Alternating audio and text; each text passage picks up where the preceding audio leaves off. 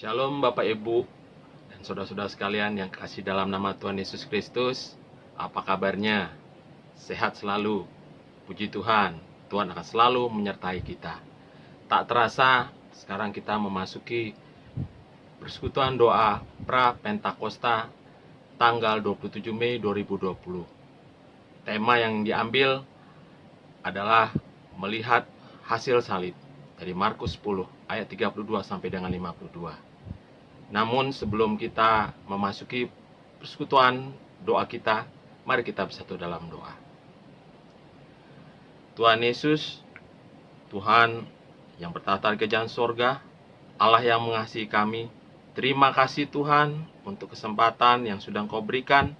Waktu demi waktu berlalu dan kami akan memulai persekutuan doa kami pada hari ini.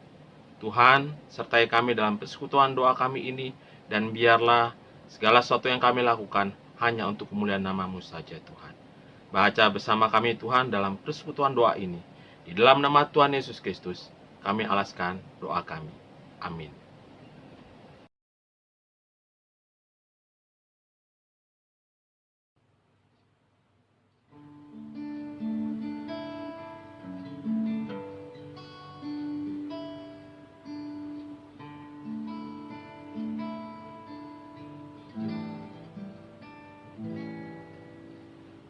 Hidup yang jujur hendak ku serah pada Yesusku yang aku sembah. Persekutuan mesra dan kudus ingin ku ikat dengan penebus. Ya Yesus, Kau kurbankan darah-Mu bagiku, ku beri masa depanku dan hidup bagimu. Hatiku ku serahkan menjadi tatamu, ku minta kuasailah seluruh hidupku.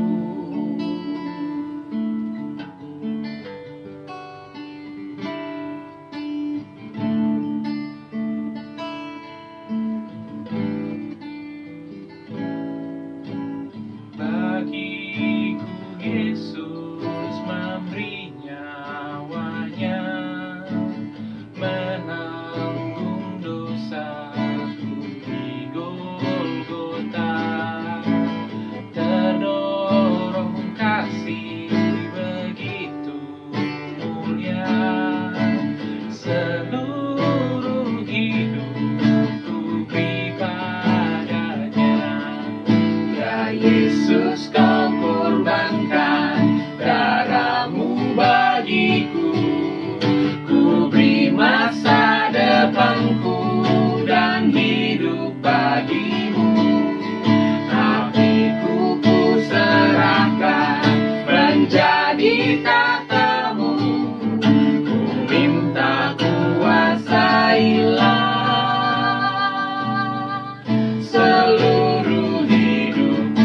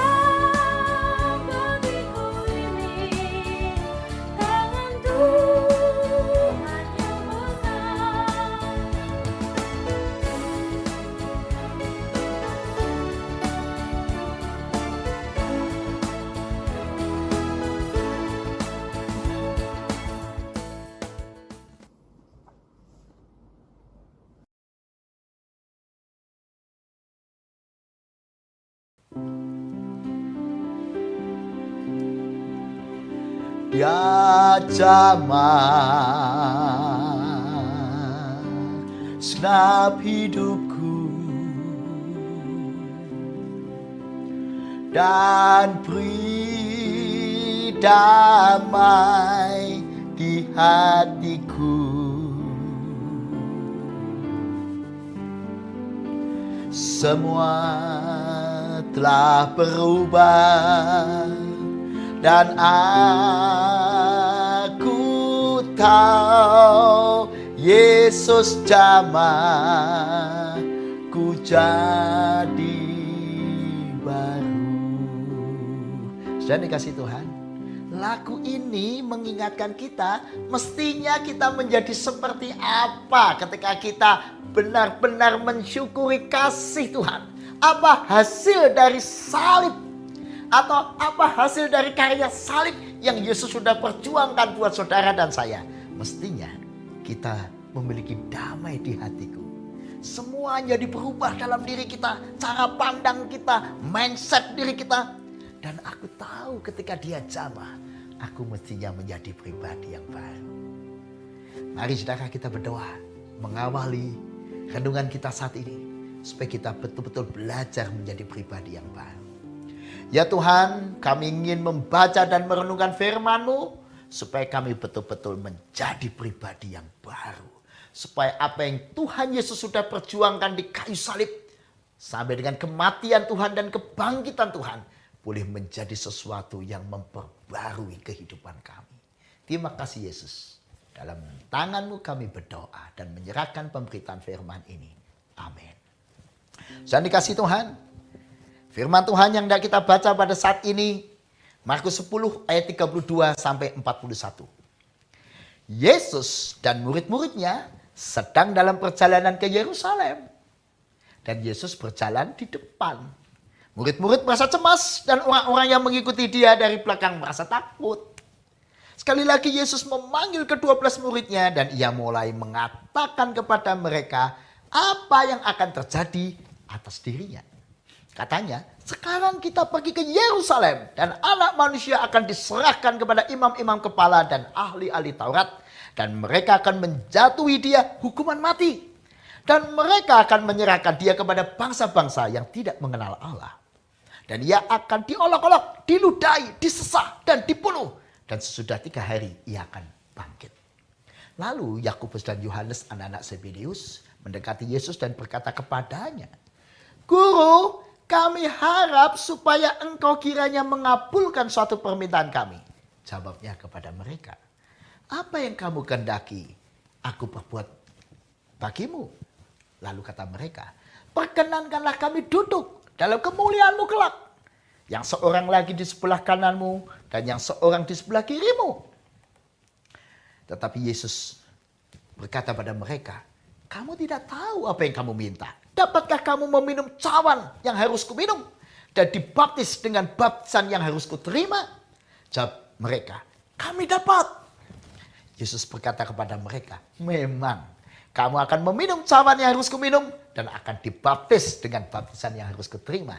Tetapi hal duduk di sebelah kananku atau di sebelah kiriku, aku tidak berhak memberikannya. Itu akan diberikan kepada orang-orang bagi siapa itu telah disediakan. Mendengar itu, ke-10 murid yang lain menjadi marah kepada Yakobus dan Yohanes. Dan dikasihi Tuhan, dari teks tadi kita belajar apa? Belajar tentang kualitas diri kita. Ketika Yesus mengajak murid-muridnya menuju ke Yerusalem. Mau apa Yesus ke Yerusalem?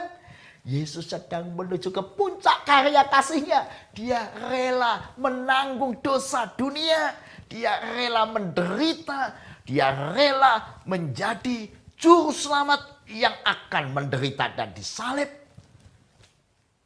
Saudara, itu adalah puncak karya. Yesus sedang ke arah sana. Dan dia mengajak murid-muridnya menghayati perjuangannya. Karena itu Yesus mengatakan dia akan diolok, dia akan dihina, dia akan diludahi, dia akan mati. Saudara, tapi pertanyaannya apakah semua murid-muridnya menghayati yang Yesus katakan? Nah ini menarik saudara. Ternyata tidak semua menghayati perasaan Yesus. Ada yang sejalan, tapi tidak sehati. Dalam hidup kita seringkali kita melihat orang-orang yang demikian, bukan? Sejalan tapi nggak sehati. Ada banyak suami istri tinggal serumah. Satu kamar, satu tempat tidur, tapi tidak sehati. Sama jalan, tidak searah dan tidak sehati. Itu yang mau kita gumuli. Kenapa? Mestinya hubungan kita dengan Tuhan Yesus membuat kita semakin sejalan, searah, dan sehati. Paling tidak mulai dengan Tuhan. Kita harus tahu Yesus kemana mengarahkan kita. Yesus mengajak kita kemana? Dalam teks ini, Yesus mengajak murid-muridnya ke Yerusalem. Untuk memperjuangkan karya kasih-Nya yang dahsyat buat dunia ini.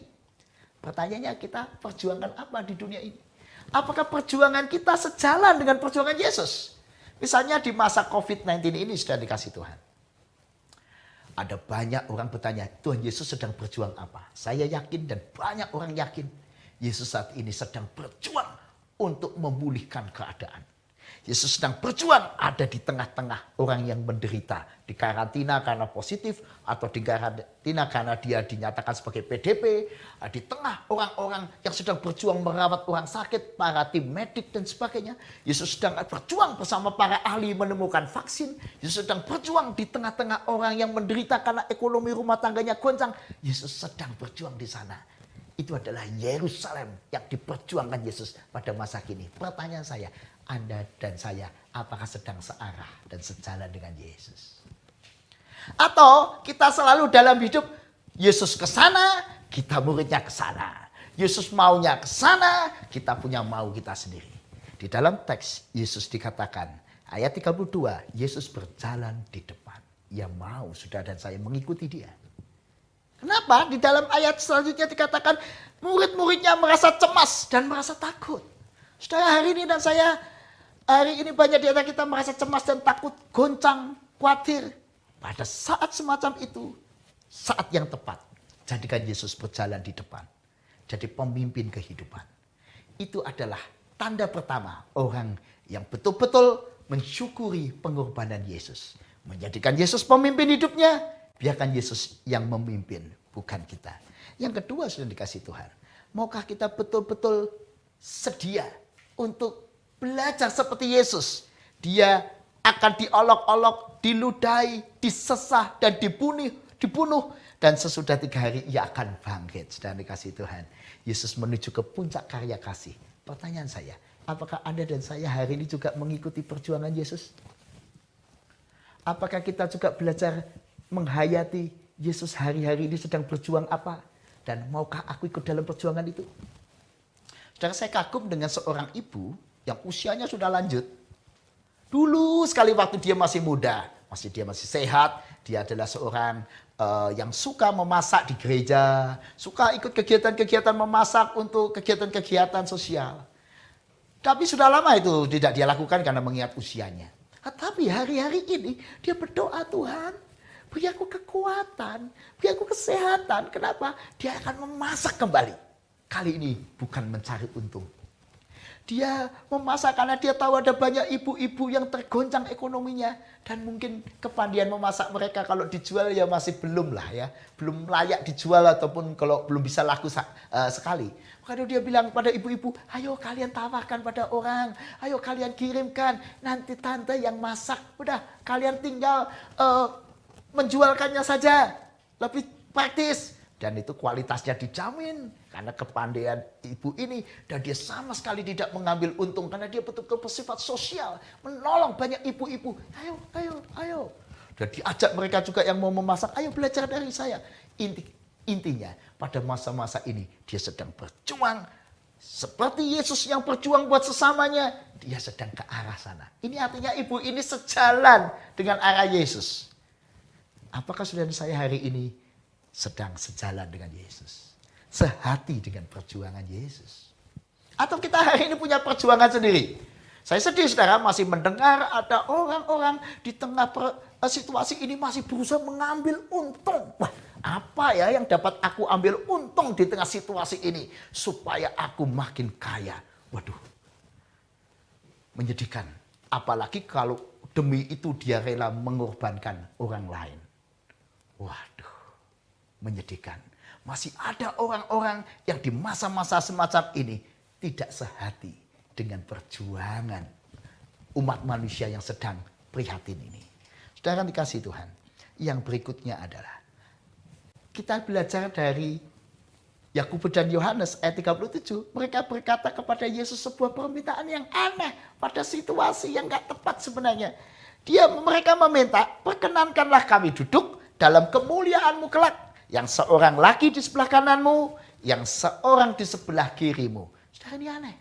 Yesus sedang ke Yerusalem untuk memperjuangkan kasihnya, untuk berkorban. Nah, ini malah meminta kuasa. Biarkan kami seorang di sebelah kananmu, yang seorang sebelah kirimu.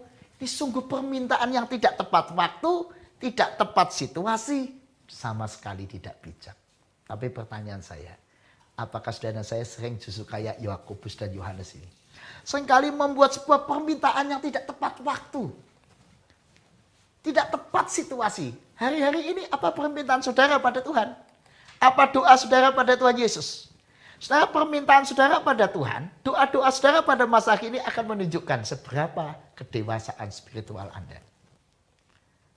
Apakah masih ada di antara kita yang di situasi seperti ini masih memikirkan dirinya sendiri? Tuhan, aku ingin membeli mobil yang baru. Aku ingin membeli rumah yang baru. Aku ingin mengembangkan usaha ini dan itu hanya dalam rangka memperkaya diri. Dan dikasih Tuhan. Apa doa saudara di tengah situasi ini? Apakah doa kita seperti ibu tadi?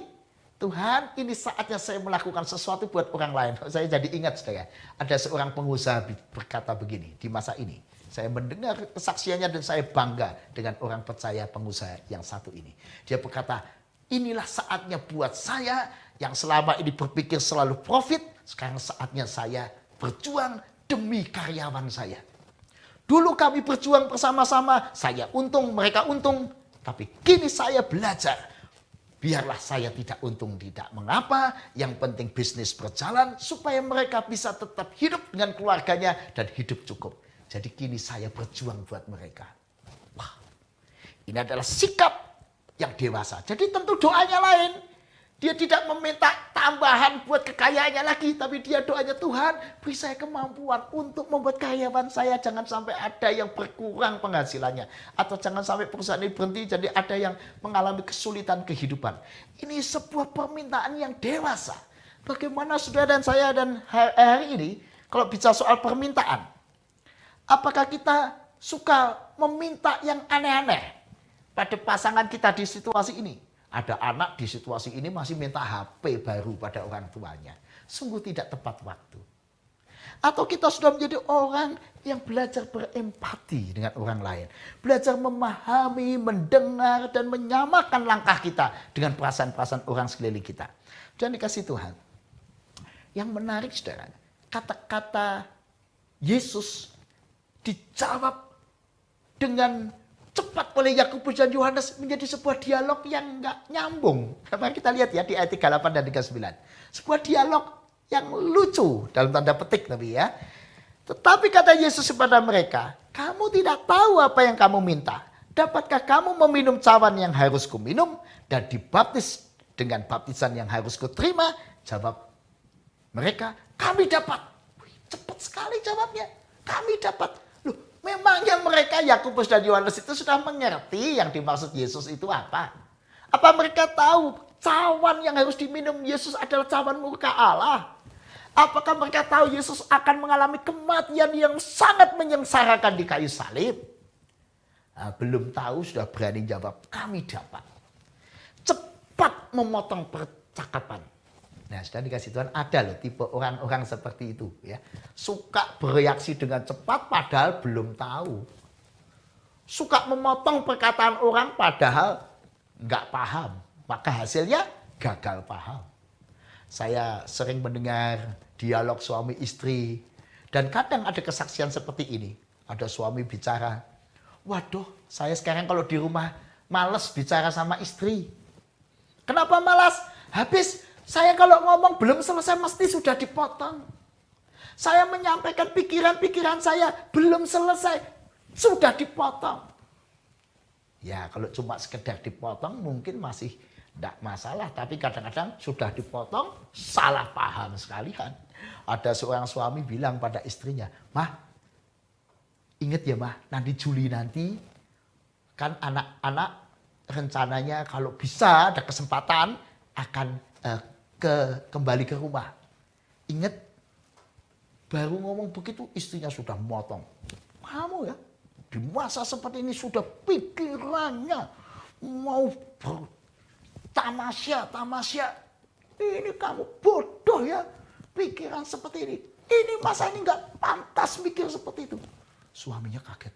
"Loh, maksudku bukan begitu, bukan soal tamasya." "Enggak," kata istrinya, "mesti kamu mikir begitu. Biasanya kamu suka mikirin tamasya. Ingin hidup enak-enakan. Ini harus prihatin tahu." Wah, suaminya sudah malas ngomong. Ya sudahlah mah, enggak, saya lanjut.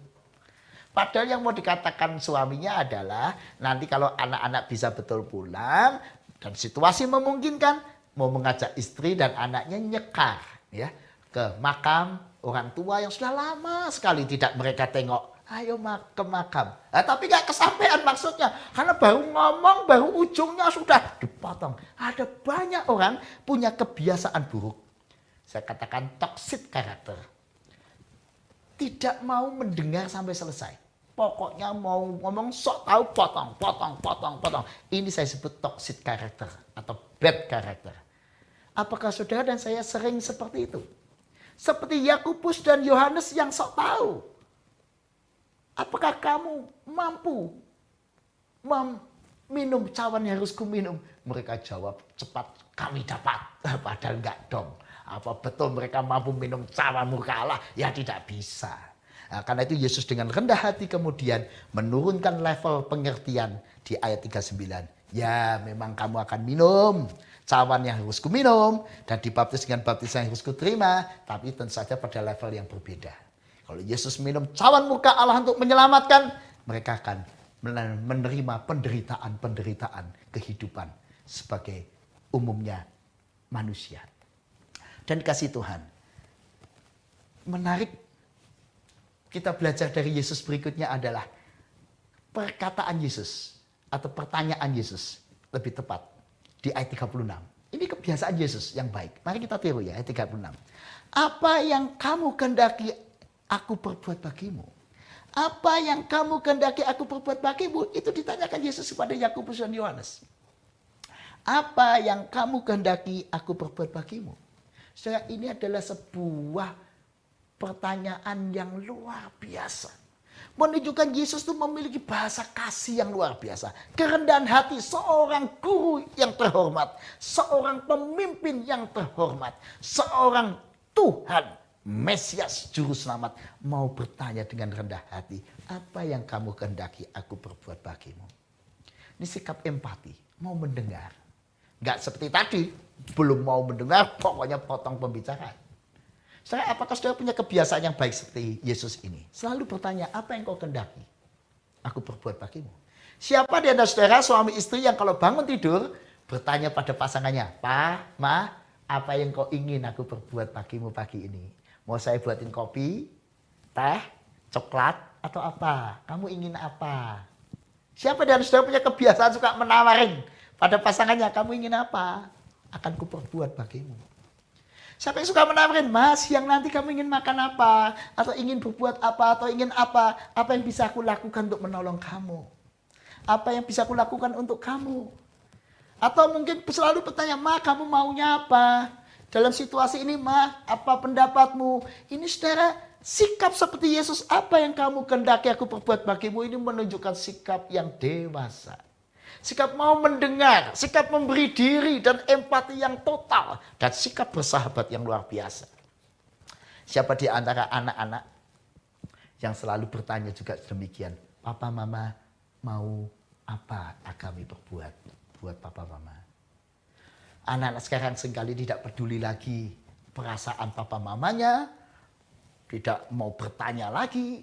Jadi sudah tidak sejalan, tidak mau mengerti, tidak sehati, tidak mau bertanya lagi. Wah, itu kehidupan yang kacau. Tapi firman Tuhan hari ini mengajak kita untuk belajar sejalan dengan Yesus. Dan sejalan dengan teman-teman kita. Sejalan dengan keluarga kita. Sejalan dengan perasaan dunia ini. Dan belajar sehati dengan pasangan kita. Belajar sehati dengan sesama kita. Ikut prihatin di tengah orang lain. Prihatin ikut bersukacita di tengah situasi sukacita orang lain.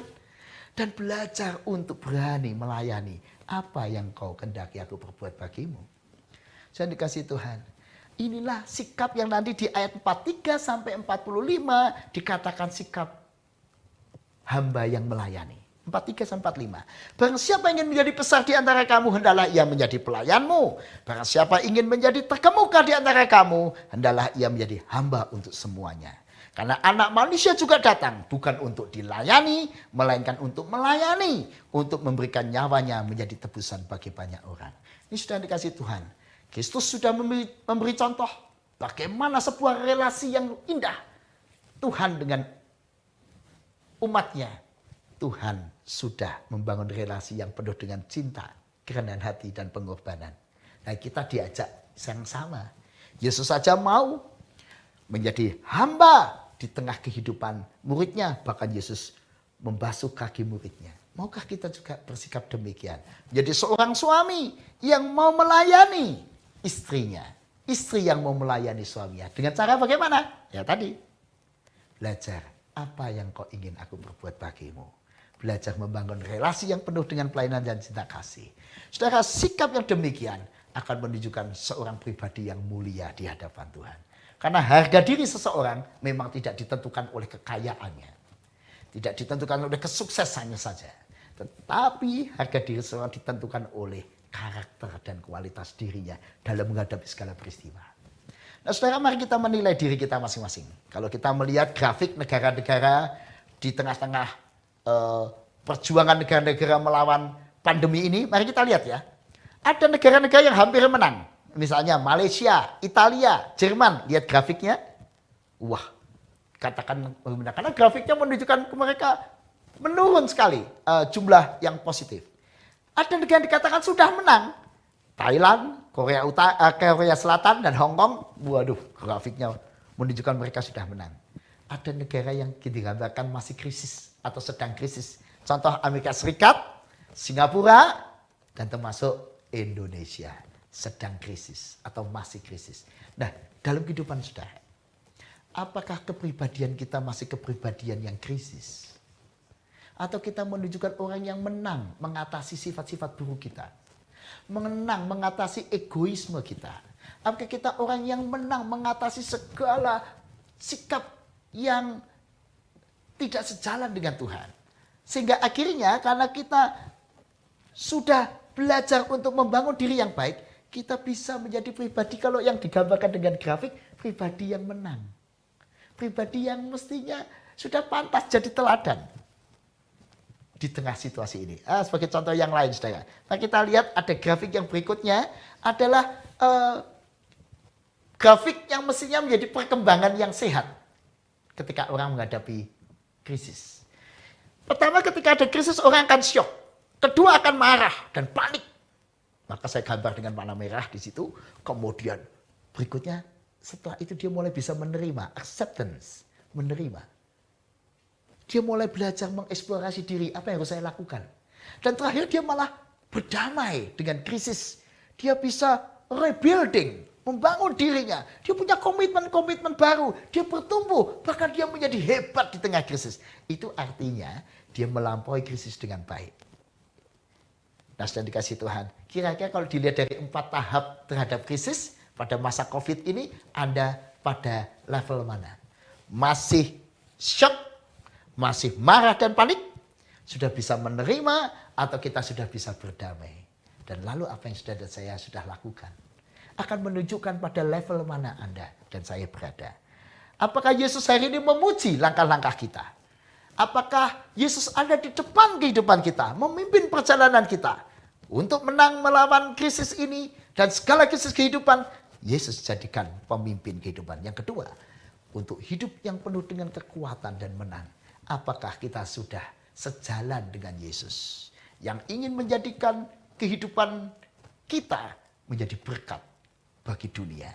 Kasih yang terbaik buat dunia. Apa kita sudah searah dan sehati dengan orang-orang sekeliling kita?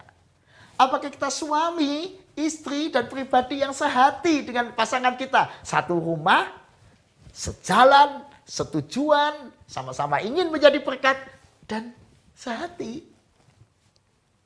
Dan apakah kita sudah membuang kebiasaan-kebiasaan buruk kita? Keinginan-keinginan yang tidak tepat waktu, yang tidak semestinya. Sikap-sikap hidup yang buruk.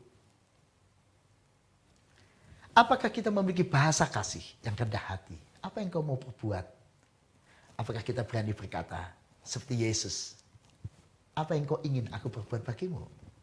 Dan apakah kita membangun relasi-relasi kita didasari kasih dan kerendahan hati? Dan dikasih Tuhan, biarkan Yesus menjamah kehidupan kita. Dia jamah segenap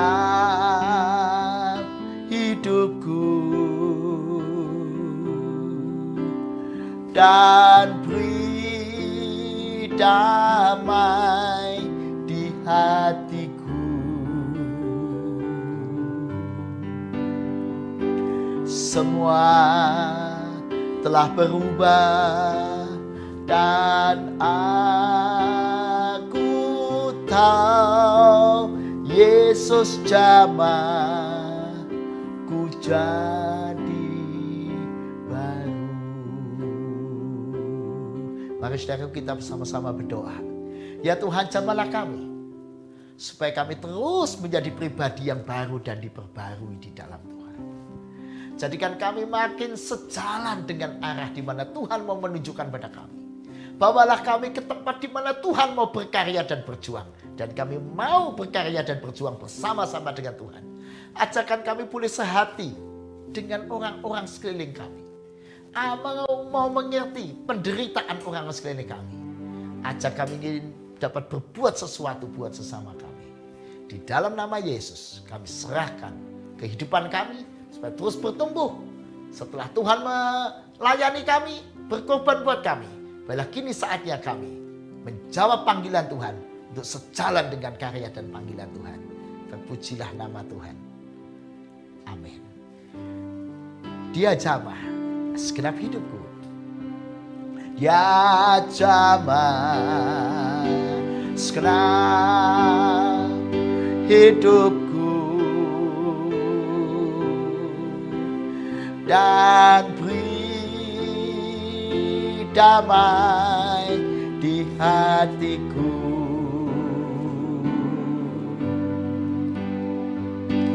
Semua telah berubah dan aku tahu Yesus jamah ku jadi baru.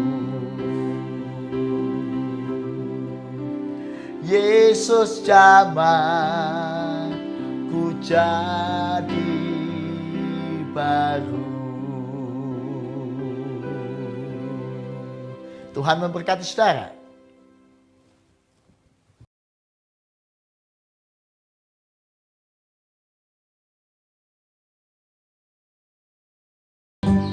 Hidup ini adalah kesempatan.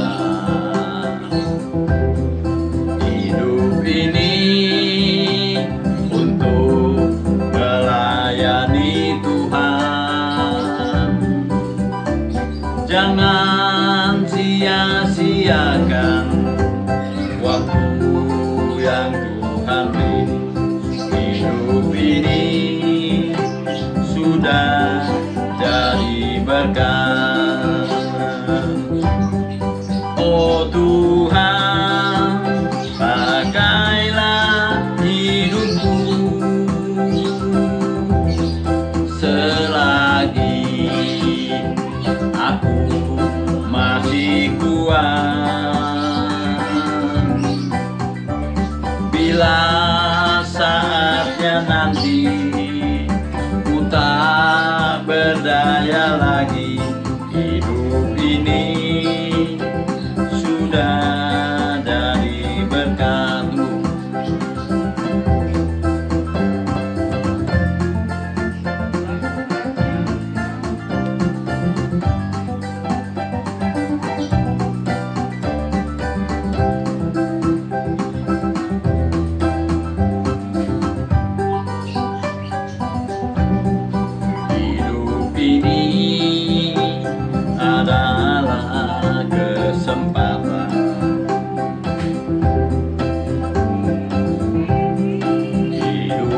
ini untuk melayani Tuhan.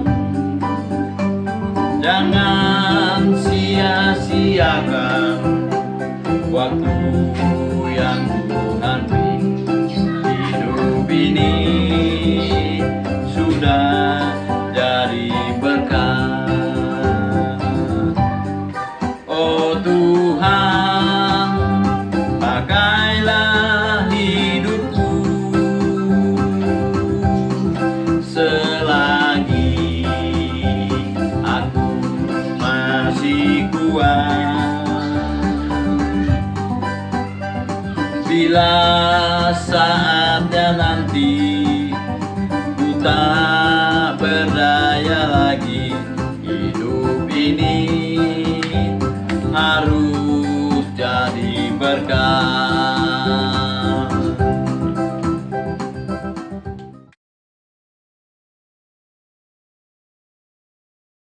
Selamat malam Bapak Ibu dan saudara-saudara semua. Malam hari ini saya ingin bersaksi tentang pertolongan Tuhan pada suami saya dan keluarga kecil saya. Kejadian ini terjadi pada tanggal 3 Juli 2019 jam 4.30. Pada saat itu saya dan anak saya Abraham akan berangkat ke Bandung mendampingi adik-adik remaja live-in. Pada jam 4 suami saya masak air untuk mandi buat saya dan anak saya Abraham. Nah, pada saat saya mandi, suami saya pergi keluar untuk lari-lari sebentar. Kemudian setelah selesai saya mandi, ganti anak saya Abraham. Setelah itu baru suami saya mandi. Nah, tapi suami saya mandi tanpa air panas karena memang seumur-umur dia tidak pernah memakai air panas. Nah, setelah dia selesai mandi, dia masuk ke kamar. Tiba-tiba saya lihat kok mulutnya itu mulai mencong. Dia mulai seperti itu. Terus dan akhirnya saya tanya, ya kamu kenapa? Nggak apa-apa, nggak apa-apa. Tapi lama-lama mulutnya ini semakin terus, nggak apa-apa, nggak apa-apa. Nah terus gitu. Terus akhirnya suaranya tuh mulai cadel ya Bapak Ibu. Terus akhirnya dia teriak sambil memegang keningnya, pusing, pusing, pusing, dia bilang. Terus akhirnya saya papah dia ke tempat tidur, dan sebelum tiba di tempat tidur dia sudah jatuh duluan di tempat tidur ya. Nah akhirnya dia bilang kerok kerok. Nah dia minta dikerokin. Saya pikir ya mungkin karena masuk angin gitu ya. Nah akhirnya saya suruh dia geser ke kiri ya, coba tolong geser ke kiri, saya bilang gitu, karena saya mau kerokin gitu. Tapi dia tidak bisa geser Bapak Ibu ya. Untuk geser ke kiri berat rasanya ya. Suruh geser lagi dia nggak bisa. Wah, akhirnya saya semakin panik Bapak Ibu ya. Ini kenapa ya, saya bilang gitu. Terus akhirnya saya cuma bilang, Tuhan tolong saya cuma bilang begitu. Kemudian saya teriak manggil anak-anak saya bangunin anak saya yang besar. Biasanya anak saya yang besar si Andras ini agak susah dibangunin, tapi saat itu dibangunin begitu langsung bangun ya. Dan akhirnya saya bilang, tolong ayah, saya bilang, nah, ayo bawa ayah ke rumah sakit, saya bilang gitu. Nah setelah itu saya telepon adik saya ya, saya bilang, tolong antar saya ke rumah sakit. Emang ada apa? Nanti saya ceritakan, saya bilang gitu. Terus akhirnya sambil menunggu adik saya telepon ke Penatua Hilda ya, memberitahukan kalau kami tidak jadi berangkat ke Lembang karena kami suami saya sakit, saya bilang gitu, sakit mendadak. Terus akhirnya kami bawa suami saya ke rumah sakit ya, dibantu oleh anak-anak pemuda dan remaja, masuk ke ke mobil, kemudian dibawa ke rumah sakit.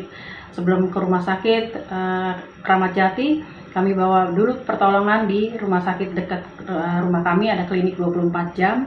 Kemudian akhirnya suami saya diperiksa oleh dokter ya. Pada saat periksa oleh dokter, bagian kirinya itu tidak ada reaksi, dicubit, dipukul itu tidak ada reaksi sama sekali. Tapi kalau bagian kanan ada reaksinya. Kemudian dokter bilang, Bu, ini bapak sudah kena stroke, silakan bawa ke rumah sakit. Saya bilang, akhirnya sebelumnya diberikan juga obat di bawah lidah Nah, akhirnya kami bawa ke rumah sakit Keramat Jati. Nah, tiba di rumah sakit Keramat Jati, masuk di ruang UGD, kemudian dokter UGD-nya meriksa suami saya, ya.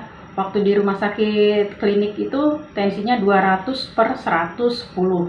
Tapi begitu masuk di rumah sakit UGD di Keramat Jati di UGD itu tensinya menjadi 200/100, ya. Nah, puji Tuhan sudah bawahnya sudah agak redahan, ya. Nah, kemudian dokter bilang kalau bapak ini sudah kena stroke, harus di CT scan, ya. Baik dok, saya bilang gitu. Tapi sayang CT scan di sini sedang rusak bu alatnya, dia bilang gitu. Terus gimana dok? Harus dirujuk ke rumah sakit lain, tapi ibu dikenakan biaya. Terus saya bilang nggak apa-apa dok, berapapun biayanya saya sanggup, saya bilang gitu. Yang penting berikan pelayanan yang terbaik buat suami saya. Nah, akhirnya suami saya diberi infus, diberikan pertolongan oleh dokter jaga, kemudian dipindahkan ke ruang 4. Ya, karena kami anggota, kami dipindahkan ke ruang 4. Nah, tunggu kok tidak ada tindakan tidak ada tanda-tanda mau di CT scan, ya. Akhirnya enggak juga ada dokter nggak ada yang menghubungi kami kalau bapak akan dipindah. Tapi akhirnya jam 10 dokter bagian saraf itu dokter Joko itu datang meriksa suami saya, kemudian suami saya dicek, kemudian dokter tanya kejadiannya seperti apa, saya ceritakan semuanya. Kemudian dokter ini bilang ke para perawatnya, ini bapak ini kena stroke, tindakan apa yang harus kalian lakukan? CT scan dok. Ya sudah lakukan, kata itu. Tapi CT scan di sini sedang rusak, kami sedang menunggu karena akan dipindahkan ke rumah sakit lain untuk di CT scan, dia bilang gitu. Pihak keluarga sudah menyetujui. Ibu sudah setuju? Ada biayanya bu? Sudah dok, saya siap dok, saya bilang gitu. Nah, terus dia tanya, ini anggota kan? Dia bilang gitu. Ya dok, kami anggota, dia bilang gitu. Terus kalian sudah rembukan belum dengan tim anggota? Dia bilang gitu. Perawatnya ditanya, tapi perawatnya nggak ngomong ya, belum, dia bilang gitu ya. Nah, akhirnya mereka pergi, dokternya ini pergi ya setelah memeriksa suami saya. Nggak lama kemudian suami saya dibawa pergi. Terus saya bilang mau dibawa kemana? Saya bilang gitu. Mau di ruang mau dipindahin bu, mau diperiksa lagi bu, dia bilang gitu. Nah, akhirnya dipindah ke satu ruangan ya. Kemudian setelah itu dibawa ke ruang radiologi, maaf. Kemudian setelah dipindah, diperiksa, kemudian dibawa keluar lagi. Saya tanya, ini mau dibawa ke ini ya, CT scan ya? Iya bu, mau di CT scan. Berarti mau dimasukin ambulan? Saya bawa pakai ambulan. Enggak bu, di rumah sakit ini aja ada. Saya bilang. Dia bilang gitu. Loh, tadi bilangnya rusak, katanya. Enggak bu, udah bener bu. Ini bener atau beneran? Bener apa main-main ini? Saya bilang. Saya nggak mau ya suami saya jadi bahan percobaan. Saya bilang gitu. Enggak bu, beneran kok bu, katanya. Kalau ada apa-apa, situ tanggung jawab ya. Dan rumah sakit ini nanti saya tuntut. Saya bilang gitu. Siap bu, dibilang gitu. Nah, akhirnya suami saya dibawa ke ruang CT scan. Nah, di ruang CT scan kurang lebih 15 menit. Akhirnya suami saya keluar, tapi di luar saya berdoa, Tuhan tolong suami saya, berikan dia kekuatan, berikan dia kesembuhan, saya bilang gitu. Nah, setelah itu dia dibawa lagi kembali ke ruang UGD ya. Setelah di ruang UGD tunggu, akhirnya jam 4 kami baru suami saya baru dipindahin ke ruang ICU ya. Di ruang ICU suami saya itu sudah dalam keadaan merem terus karena setiap kali dia melek katanya pusing ya. Akhirnya sampai dibawa ke ruang ICU tuh dia masih merem, keadaannya antara sadar dan tidak ya. Kemudian dipasang semua infus, juga alat untuk makan, oksigen dan semuanya ya. Nah, akhirnya saya cuma bilang, Tuhan tolong berikan kesembuhan pada suami saya bilang ya. Berikan kekuatan pada dia agar dia bisa melawan penyakitnya, saya bilang gitu ya. Nah, saya cuma bisa teriak Tuhan tolong gitu aja ya, karena saya tidak bisa berbuat apa-apa lagi. Nah, akhirnya setelah suami saya dimasukin ke ruang ICU, saya tidak bisa lagi melihat setelah jam besuk habis ya. Di ruang tunggu itu saya cuma bisa berdoa, saya cuma bisa menangis sama Tuhan ya. Saya mohon pertolongan Tuhan ya. Setelah itu besoknya tanggal 4 itu suami saya masih keadaannya masih belum stabil ya, antara sadar dan tidak. Tapi puji Tuhannya dia sudah bisa mulai sedikit-sedikit buka mata ya.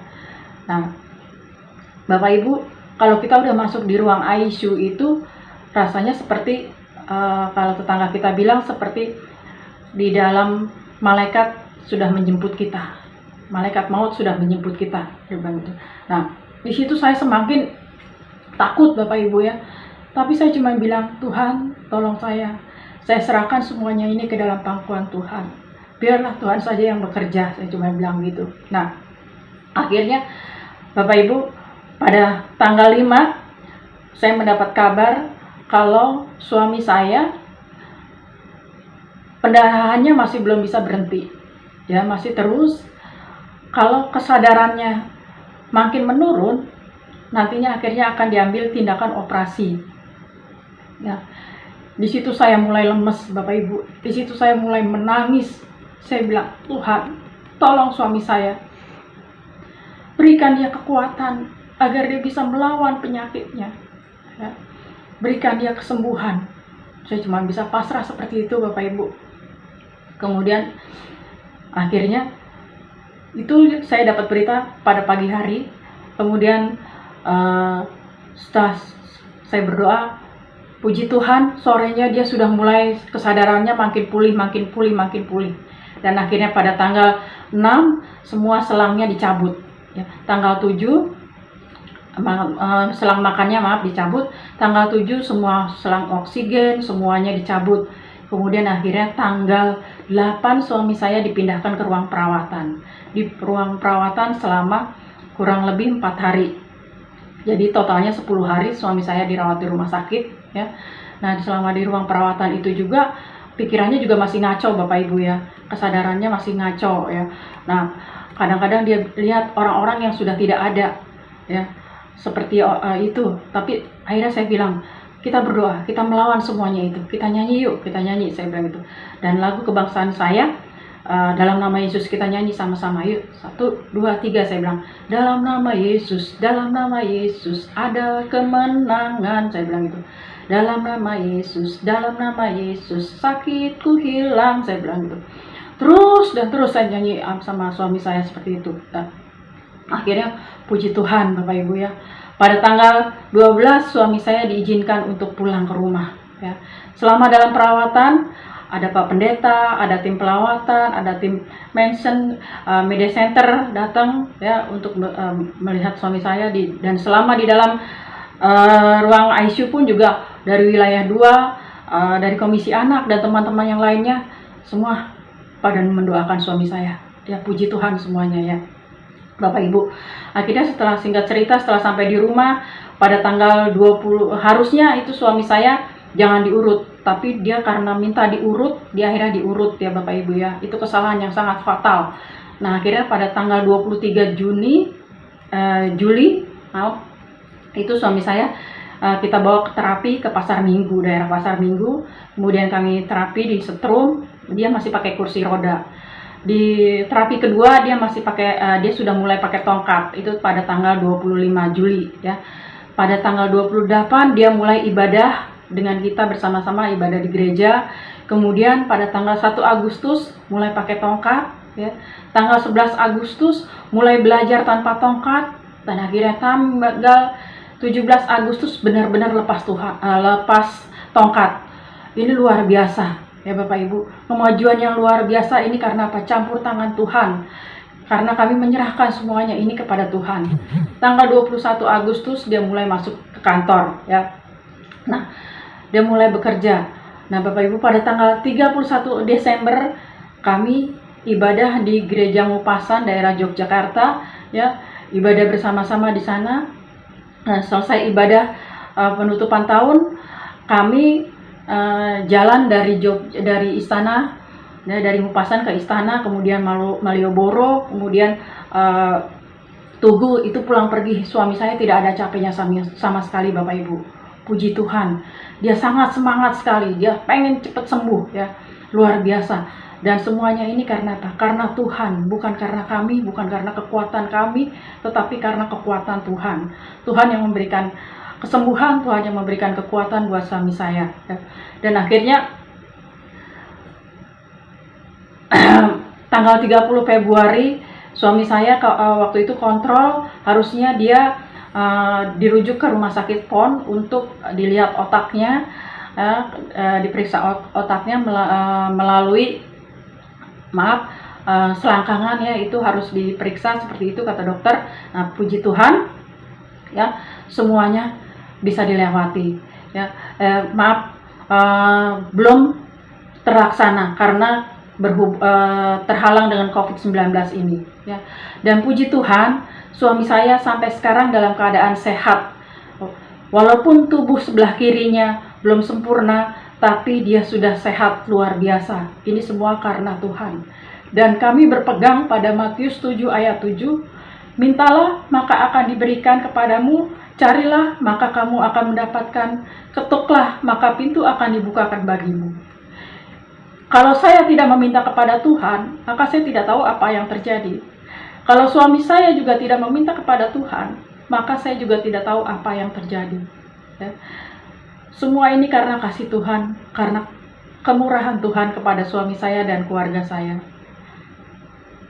Saya mengucapkan terima kasih kepada Pak Pendeta dan semua jemaat GKGI Bintaro dan simpatisan atas dukungan dan doanya untuk suami saya dan keluarga saya. Sekian dan terima kasih, Tuhan memberkati.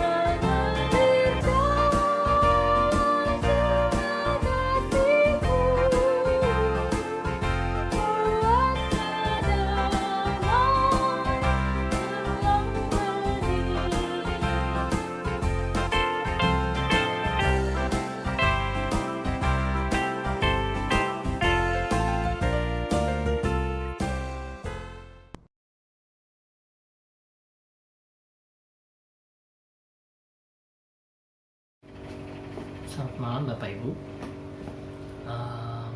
Mari kita persiapkan diri kita untuk berdoa. Mari kita berdoa. Selamat malam ya Bapak.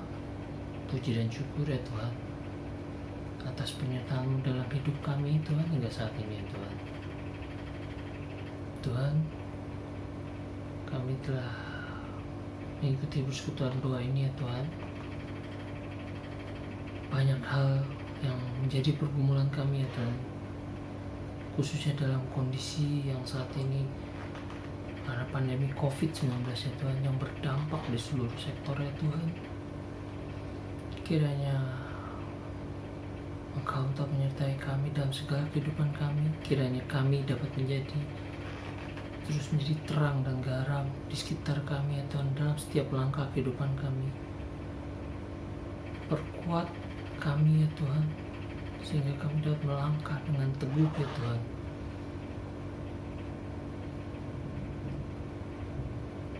Tuhan, kami sadar bahwa kami ini rapuh, namun kami yakin dan percaya bahwa kami milik Allah yang kuat, yang mampukan kami dalam segala kehidupan kami ya Tuhan. Kadang kami bersedih ya Tuhan, kami mengikuti persekutuan doa ini secara online, namun kami yakin dan percaya ini juga sebagai peran kami dalam memutus mata rantai COVID ya Tuhan. Kiranya pandemi ini segera berlalu ya Tuhan, dan berikan kami kekuatan dalam memulihkan diri kami ke depannya ya Tuhan. Sebentar kami akan mengakhiri acara persekutuan doa kami ini ya Tuhan. Pimpin kami dalam kehidupan kami ya Tuhan, hari demi hari ya Tuhan. Hanya di dalam nama Tuhan Yesus ya Tuhan kami telah berdoa dan mengucap syukur ya Tuhan. Amin. Selamat malam Bapak Ibu, kita sudah di ujung acara persekutuan doa ini. Terima kasih telah dapat mengikutinya secara online. Masih akan ada acara selanjutnya esok hari. Mari kita tetap mengikutinya dengan penuh sukacita. Terima kasih dan selamat malam. Tuhan berkati. Amin.